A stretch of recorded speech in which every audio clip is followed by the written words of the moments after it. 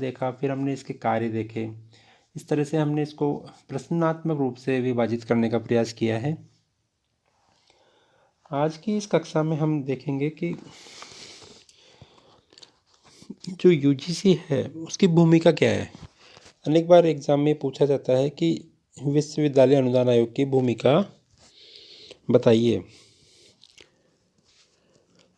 तो चूंकि आप सभी को मालूम है कि यूजीसी संघ सूची के माध्यम से सर्जित अपने दायित्वों का निर्वाह है आयोग करता है तथा इस समवर्ती सूची के विषय से ये बनाया गया है।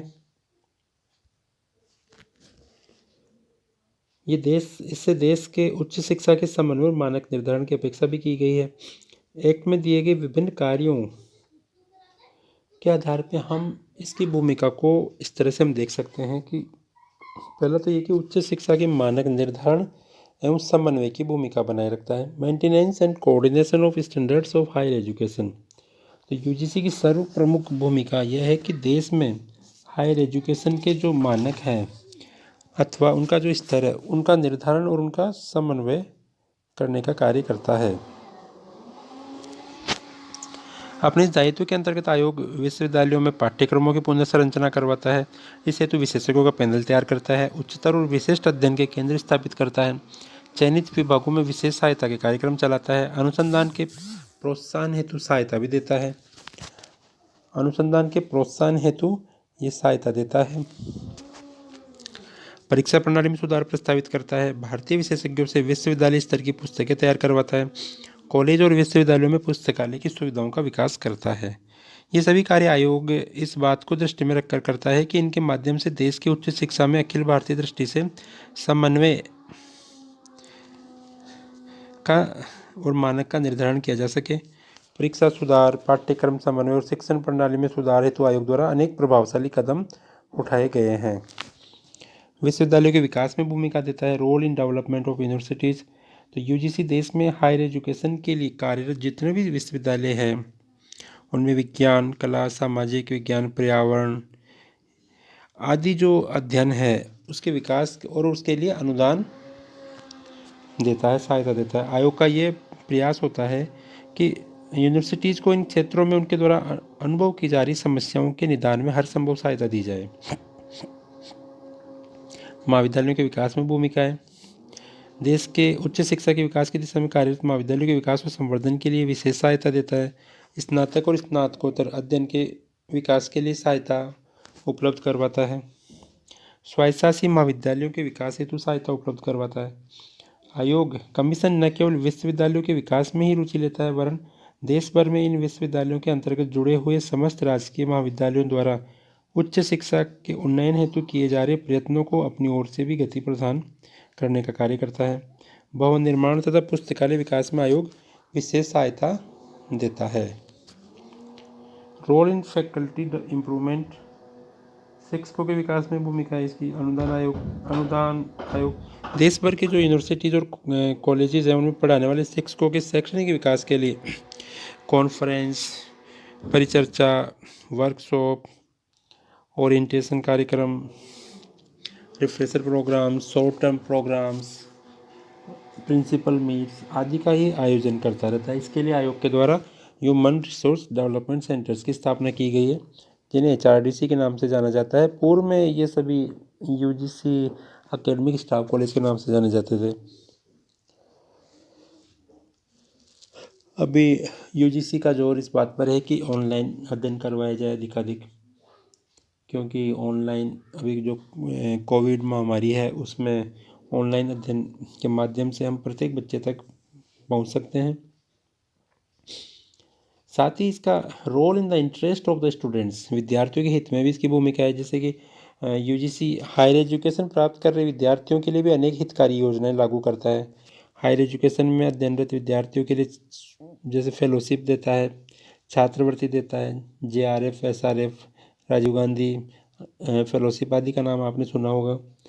उच्च शिक्षा में अध्ययनरत विद्यार्थियों के लिए शोध छात्रवृत्तियाँ, फेलोशिप, अध्ययन की कला, विज्ञान, सामाजिक विज्ञान समूह के सभी क्षेत्रों के लिए प्रदान करता है। आयोग विकलांग विद्यार्थियों की सुविधा के लिए कैंटीन के निर्माण और विकास के लिए भी सहायता देता है।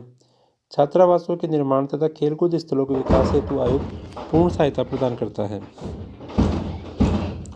Role in development of institutional deemed to be the universities. विश्वविद्यालयों की जो तुल्य घोषित संस्थाएं उनके विकास में भूमिका है। अनुदान आयोग न केवल विश्वविद्यालय और महाविद्यालय बल्कि उन संस्थाओं के संचालन और विकास के लिए भी अनुदान देता है जिन्हें सरकार और आयोग ने विश्वविद्यालय तुल्य घोषित कर रखा है। जैसे राजस्थान में वनस्थली विद्यापीठ और भी बहुत सारी ऐसी संस्थाएं हैं जिन्हें विश्वविद्यालय अनुदान आयोग के अधिनियम के द्वारा 3 के अंतर्गत विश्वविद्यालय तुल्य घोषित किया गया है। इनमें बहुत सारी संस्थाएं तो अब यूनिवर्सिटियाँ भी बन गई हैं। सांस्कृतिक आदान प्रदान और अंतर्राष्ट्रीय सहयोग, cultural exchange program and international collaboration का काम यूजीसी के द्वारा किया जाता है।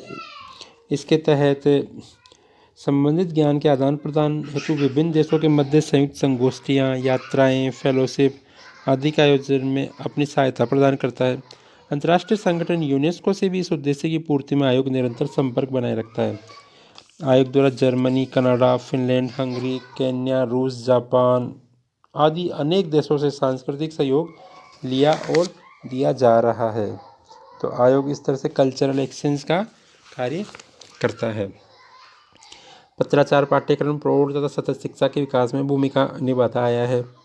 अनुसूचित जातियों तथा जनजातियों की शिक्षा के विकास में सहयोग करता है। Role in SC and STs education facilities. विश्वविद्यालय अनुदान आयोग देश भर में अनुसूचित जाति तथा जनजातियों के विद्यार्थियों को शिक्षा जारी रखने के लिए विभिन्न प्रकार की सुविधाएं उपलब्ध करवाता है। महिलाओं को उच्च शिक्षा हेतु प्रोत्साहन देता है। Role in development of higher education for women. तो अनुदान आयोग देश में महिलाओं की शिक्षा के उन्नयन में विशेष रुचि लेता है। देश की आबादी के आधे हिस्से के विकास में आयोग अपनी भूमिका को बहुत अच्छे से समझता है। महिला शिक्षा के लिए सभी प्रकार की सुविधाएं देता है। महिला शिक्षा के लिए यूजीसी के द्वारा हॉस्टल बनाए गए हैं। नेट जेआरएफ की परीक्षा का आयोजन करता है।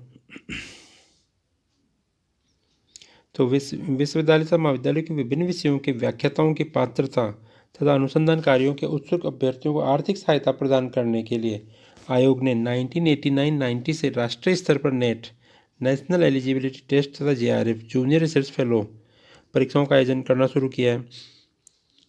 तो इनके माध्यम से न केवल अध्ययनरत छात्र छात्राओं को आर्थिक सहायता प्राप्त होती है वरन उनके लिए उच्च शिक्षा में अपना करियर बनाने का मार्ग का निर्धारण भी होता है। साथ ही जो जेआरएफ होते हैं उन्हें रिसर्च करनी होती है तो रिसर्च का भी क्षेत्र खुलता है।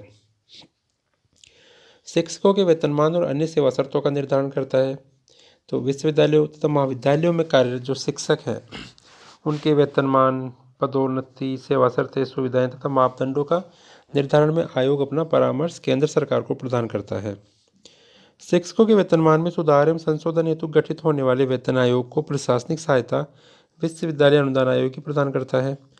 इसी प्रकार उच्च शिक्षा की गुणवत्ता, मानक तथा आचार संहिता के क्रम में भी आयोग की भूमिका निर्विवाद रूप से सर्वोपरि है।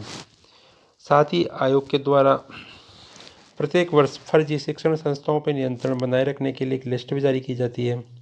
Control over fake education institutions. देश भर में हायर एजुकेशन की सर्वसुलभ तथा जनाधिक्य के कारण बेरोजगारों की संख्या तेजी से बढ़ रही है। परिणामतः ये देखा गया है कि अनेक राज्यों में फर्जी या जाली शिक्षण संस्थाओं की भरमार भी हो रही है। ऐसी विकट परिस्थितियों में बेरोजगारों को धोखाधड़ी से बचाने के लिए यूजीसी ने इन फर्जी शिक्षण संस्थानों के विरुद्ध कार्रवाई करने की शुरुआत की है। इस क्रम में आयोग में पृथक से एक प्रकोष्ठ बनाया गया है तथा भविष्य में विश्वविद्यालय अनुदान आयोग अधिनियम 1956 में संशोधन कर आयोग को और अधिक अधिकार प्रदान करने की कार्यवाही जारी है। शिक्षण सामग्री का एकत्रण, निर्माण एवं प्रसारण का कार्य करता है। विश्वविद्यालय अनुदान आयोग दूरदर्शन के माध्यम से सुदूर के क्षेत्रों के विद्यार्थियों को देशव्यापी कार्यक्रम के माध्यम से घर बैठे शिक्षा उपलब्ध करवाता है। आयोग द्वारा विभिन्न विषयों तथा पाठ्यक्रमों पर आधारित श्रव्य दृश्य शिक्षण कार्यक्रमों के प्रतिदिन प्रसारण किया जाता है। इसके लिए आयोग विभिन्न विश्वविद्यालयों में स्थित शैक्षणिक जनसंचार संस्थान, दूरदर्शन, वीसेट आदि नवीनतम तकनीक का उपयोग करता है। अनुसंधान कार्यक्रमों का क्रियान्वयन करना, इम्प्लीमेंटेशन ऑफ रिसर्च प्रोग्राम्स। उच्च शिक्षा तथा अन्य तकनीकी विषयों की व्यावसायिक शिक्षा के क्षेत्र में निरंतर शोध कार्यों को बढ़ावा देना आयोग की मुख्य नीति है। इस हेतु आयोग द्वारा अति चालकता कार्यक्रम, वायुमंडलीय आदि अनेक नए नए प्रकार के कार्यक्रम भी आयोग जारी करता है। आयोग और विश्वविद्यालयों के मध्य क्या संबंध है, तो इस पे हम बहुत ही संक्षेप में हम देखते हैं कि विश्वविद्यालय अनुदान आयोग तथा देश के सभी विश्वविद्यालय, ये दोनों ही संस्थाएं वैधानिक संस्थाएं हैं। अतः इन दोनों संस्थाओं के मध्य संबंध देखने का अभिप्राय है कि दो स्वतंत्र वैधानिक संस्थाओं के मध्य संबंधों का अवलोकन करना। आयोग के सृजन कार्य अधिनियम के विभिन्न प्रावधान इन संबंधों को विनियोजित करते हैं।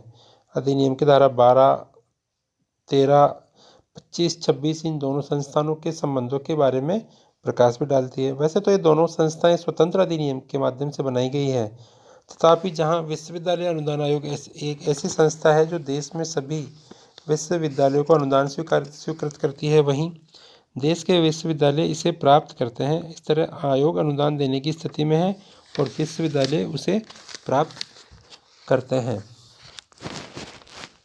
यूजीसी देश के यूनिवर्सिटीज़ की उच्च शिक्षा के लिए मानकों का निर्धारण करती है, उनके पाठ्यक्रमों में एकरूपता स्थापित कर उनमें समन्वय बनाए रखती है।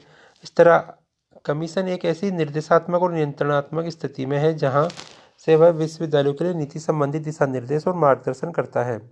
इसमें कोई संदेह नहीं कि विश्वविद्यालय अनुदान आयोग को अधिनियम के अंतर्गत विश्वविद्यालयों के कामकाज की जांच करने, उनसे सूचनाएं प्राप्त करने का अधिकार दिया गया है, किंतु ये समस्त कार्य आयोग विश्वविद्यालयों को पूर्व सूचना और उनकी सहमति से करता है, क्योंकि ये दोनों संस्थाएं पृथक पृथक अधिनियमों के अंतर्गत स्वतंत्र रूप से गठित की गई है।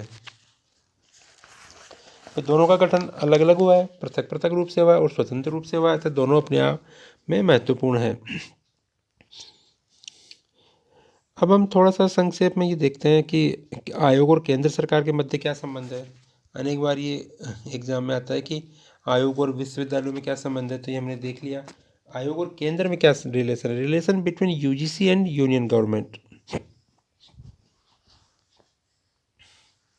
यूजीसी केंद्रीय सरकार के अधिनियम से गठित एक वैधानिक संस्था है और इसका सर्जन 1956 और 72 में उसे संशोधित स्वरूप में इनेक्ट के द्वारा किया गया है। आयोग में अध्यक्ष, उपाध्यक्ष और सभी सदस्यों का केंद्र सरकार ही नियुक्त करती है। इन नियुक्तियों में एक्ट के वृहद प्रावधानों की अनुपालना भी की गई है। एक्ट की धारा 10 में ये प्रोविज़न भी किया गया है कि आयोग अपने सचिवालय के लिए जिस स्टाफ की नियुक्ति करेगा उसके संचालन के लिए केंद्र सरकार नियम बना सकेगी। आयोग अपने स्टाफ की नियुक्ति के लिए तो स्वायत्त है, किंतु जिन आधारों पर वह नियुक्ति की जाएगी उसके लिए नियम बनाने का, उसके लिए जो नियम होंगे उन नियमों को बनाने का जो अधिकार है वो केंद्र सरकार के पास में रहेगा। एक्ट की धारा 20 में ये कहा गया है कि एक्ट की जो धारा है 20 उसमें कहा गया है कि उच्च शिक्षा से संबंधित नीति संबंधी मामलों में अनुदान आयोग केंद्र सरकार द्वारा निर्देशित होगा। एक्ट में ये भी स्पष्ट प्रोविजन है कि आयोग तथा केंद्र सरकार में किसी नीतिगत या नियंत्रण संबंधी मामलों में यदि कोई मतभेद हो तो उस बारे में केंद्र सरकार का निर्णय अंतिम माना जाएगा।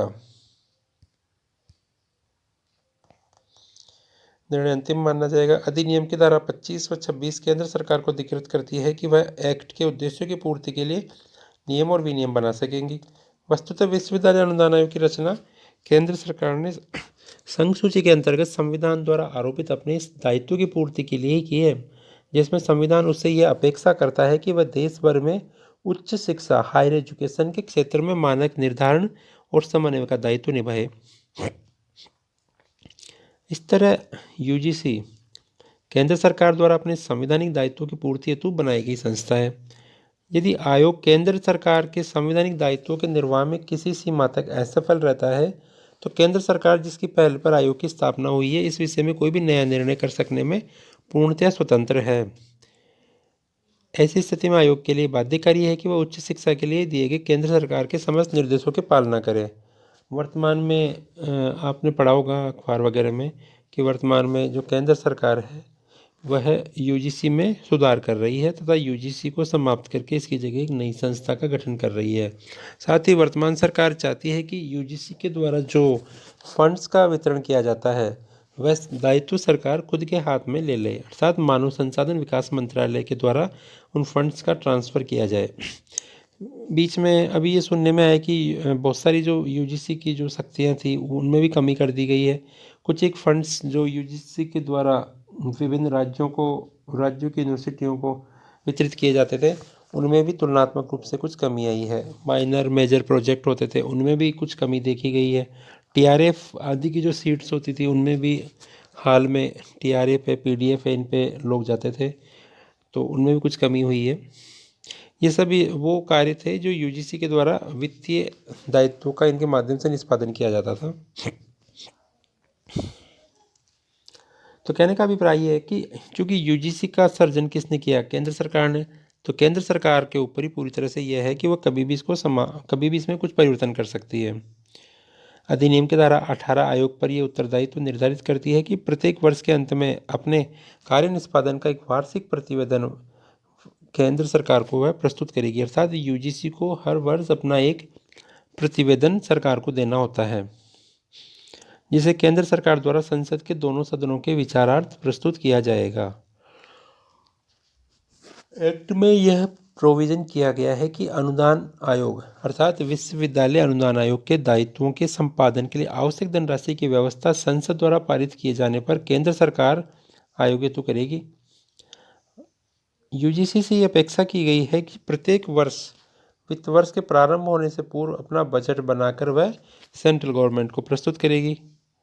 आयोग का यह भी दायित्व है कि वर्ष भर के अपने व्यय का वह लेखा रखेगा और इस व्यय का अंकेक्षण ऑडिट नियंत्रक और मालिका परीक्षक द्वारा किया जा सकेगा।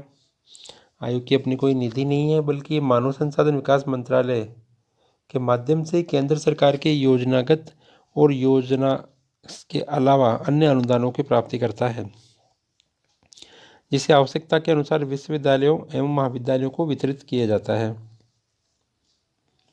तो वास्तव में देखा जाए तो यूजीसी देश में जो उच्च शिक्षा है, देश भर में उच्च शिक्षा की दिशा में एक महत्वपूर्ण कार्य का निष्पादन कर रहा है, महत्वपूर्ण रूप से कार्यों का संपादन कर रहा है, क्योंकि यूजीसी के द्वारा देश भर में उच्च शिक्षा के क्षेत्र में महत्वपूर्ण कार्य किया गया है। वर्तमान में यूजीसी के द्वारा न केवल उच्च शिक्षा के क्षेत्र में वरन ये शोध, जो उच्च शिक्षा में शोध होता है, रिसर्च होता है, उस संबंध में भी तेजी से ध्यान दिया जा रहा है। हाल में एक प्रवृत्ति यूजीसी की देखी गई है कि यूजीसी के द्वारा जो उच्च शिक्षा के जो फैकल्टी मेंबर्स होते हैं या अन्य जो शोधार्थी होते हैं उनके द्वारा कुछ लेख प्रकाशित करवाए जाते हैं जर्नल्स में, तो उन जर्नल्स को भी उनकी क्वालिटी मेंटेन करने का प्रयास यूजीसी के द्वारा किया गया है। इस हेतु यूजीसी ने पहले तो यूजीसी सीरियल नंबर के नाम से एक कुछ लिस्टें जारी की थी, जिनमें साइंस की भी थी, सोशल साइंस की भी थी, ह्यूमैनिटीज़ की भी थी, सभी तरह की थी। इसका मुख्य उद्देश्य यही था कि विभिन्न जो जर्नल्स हैं उनकी एक गुणवत्ता सुनिश्चित की जा सके। कालांतर में खास करके मई 2019 से पहले यूजीसी ने ये पाया कि यूजीसी की जो लिस्ट में जो जर्नल्स थे उनमें बहुत सारे ऐसे जर्नल थे जो वास्तव में उनकी गुणवत्ता तुलनात्मक रूप से कम थी, सीमित गुणवत्ता के थे। तो यूजीसी ने एक उनकी गुणवत्ता निर्धारित करने के लिए एक नई लिस्ट बनाई है, जिसे यूजीसी केयर के नाम से जाना जाता है। तो अगर एग्ज़ाम में आपसे पूछा जाता है कि यूजीसी केयर क्या है, तो आप ये बता सकते हैं कि यूजीसी केयर से अभिप्राय है कि यूजीसी और केयर नामक दो संस्थाओं ने मिलकर के गुणवत्तापूर्ण शोधपरक जर्नल्स की एक सूची तैयार की है। तो इस सूची में अगर किसी का जर्नल पब्लिश है तो इससे अभिप्राय है कि वह गुणवत्ता युक्त है।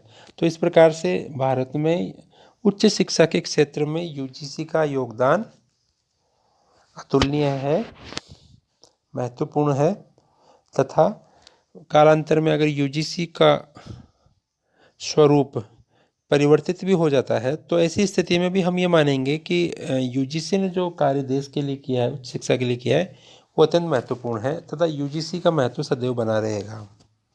धन्यवाद।